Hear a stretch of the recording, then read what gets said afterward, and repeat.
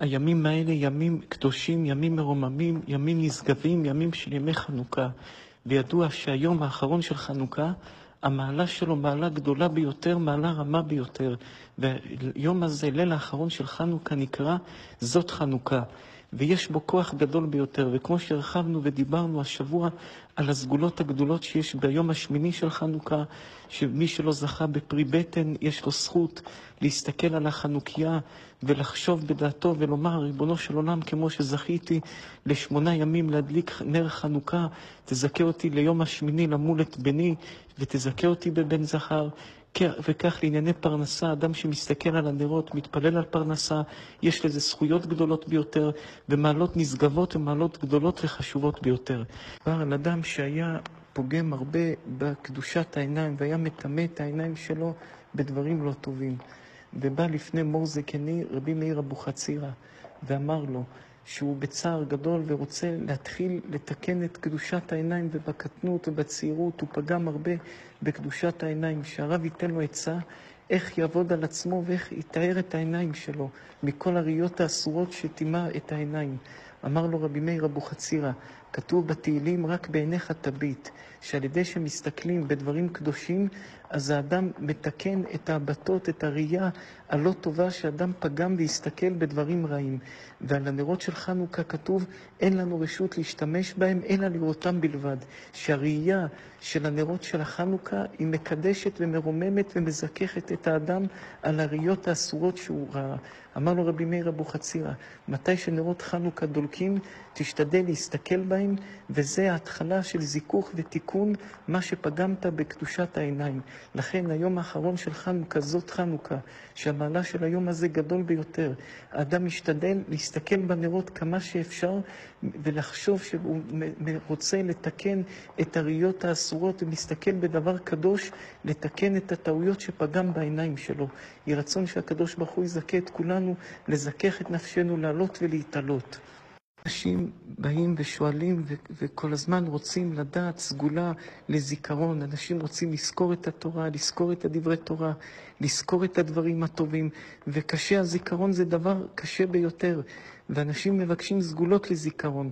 כתוב בספרים הקדושים, רבותינו הקדושים אומרים, שראייה, מתי שרואים את נרות חנוכה, הכוח של להסתכל על נרות חנוכה זה כוח של זיכרון. האדם מחזק אצלו את הכוח של הזיכרון, ועל ידי שאדם מתבונן בנרות, בקדושה, בטהרה, וחושב על הקדושה, וחושב על הטהרה, ומכניס את האור הזה לתוך הנפש שלו, הוא זוכה שהקדוש ברוך הוא מחזק אצלו את כוח הזיכרון. לראותם בלבד, בכדי להודות לשמך וניסיך ונפלאותיך.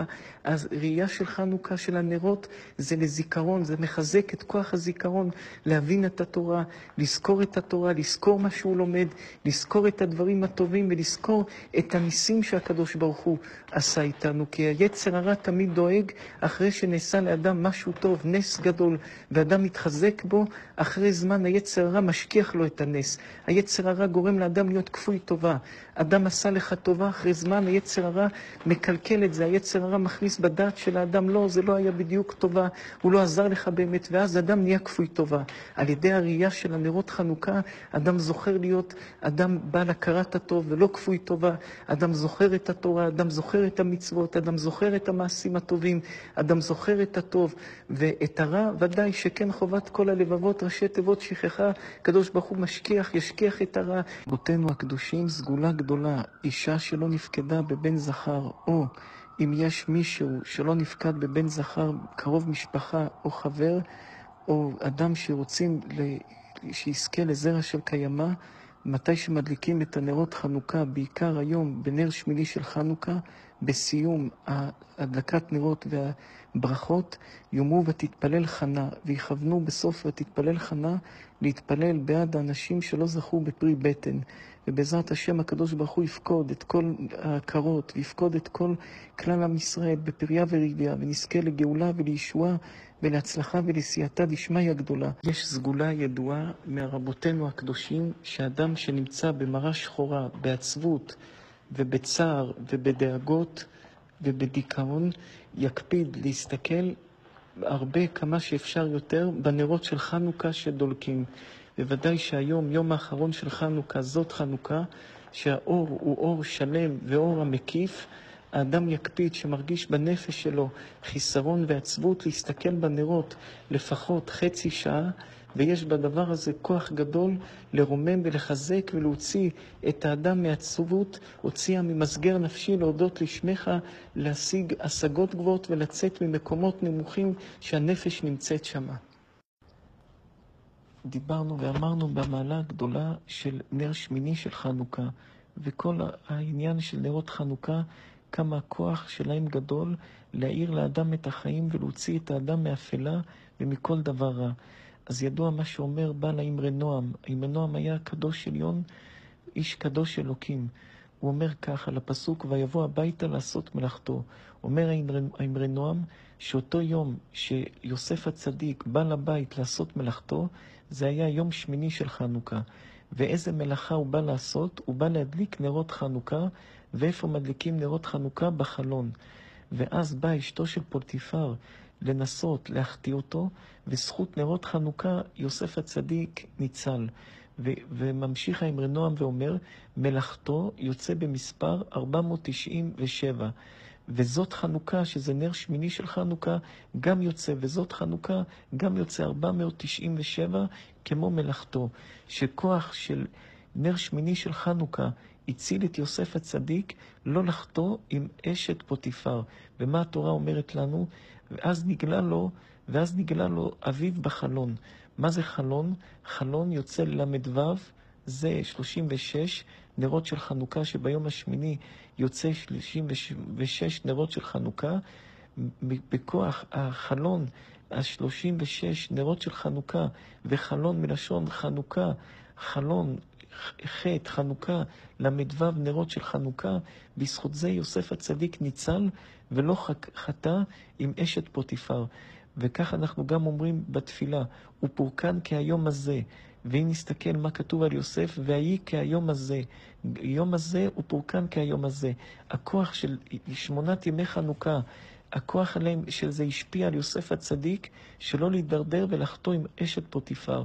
וזה יסוד גדול. אדם שמקפיד בנרות חנוכה, ומסתכל על הנרות כמו שכתוב בספרים הקדושים, ולוקח כוח מנרות חנוכה, הוא יכול בכוח של חנוכה להינצל מהעריות, להינצל מכל דבר רע, מהקדושה והדבקות והאור הגדול שמאיר לנפש מהכוח של נרות חנוכה. וגם יוסף הצדיק, הכוח שהוא לקח להינצל מאשת פוטיפר, זה מהכוח של החשמונאים לעתיד לבוא, שהשפיע למפרע, וזה השפיע על יוסף הצדיק להינצל מאשת פוטיפר. ברוכים תהיו. אחד מהדברים הקשים והמגרעות הקשות בנפש של האדם, שאדם רואה רק את הרע בכולם, והוא לא רואה את הרע של עצמו. קשה לאדם להודות על הטעויות של עצמו. האדם בונה חומה גדולה סביב הנפש שלו, שאת הדברים הפגומים והפסולים שלו, הוא לא מצליח להבין שהוא פגום ופסול בהם, והוא לא בסדר בהם. הוא מחפש את הלא טוב שבאשתו, את הלא טוב שבילדים שלו, את הלא טוב שבמשפחה שלו, את הלא טוב שבחברים שלו, ולהגיע למצב שהוא מסתכל על עצמו, והלא טוב שבו, זה הוא לא יכול לראות. ואדם בונה לעצמו חומות שלמות ובניינים שלמים שהוא צודק בכל דבר. כתוב בספרים הקדושים, ברבותינו הקדושים, שעל ידי שאדם מסתכל ומתבונן באור של חנוכה, האדם, הנרות של חנוכה מאירים לו למקומות החשוכים שבנפש שלו, ונותנים לו הבנה להסתכל בפגמים של עצמו. על ידי שאדם מתבונן ומסתכל עמוק בנרות של חנוכה, הוא מתחיל להאיר למקומות חשוכים בנפש שלו, שבמשך שנים ועשרות שנים הוא אטם אותם וחתם אותם וסתם אותם, שכלום לא יחדור בפנים. וכך הוא מתנהג התנהגות שלמה של חיים שלמים, אטום, חתום וסתום, ולא מוכן לקבל כלום.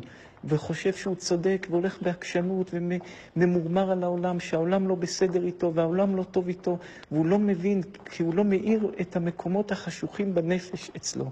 ועל ידי הסתכלות והתבוננות בנרות חנוכה, יוצא מזה שהנר של חנוכה מאיר במקומות החשוכים האלה בנפש, שאף פעם הוא לא נכנס לעיין בהם, אף פעם הוא לא נכנס להתבונן בהם, אף פעם הוא לא נכנס לנסות להבין שאולי הוא לא בסדר, כי הם חשוכים.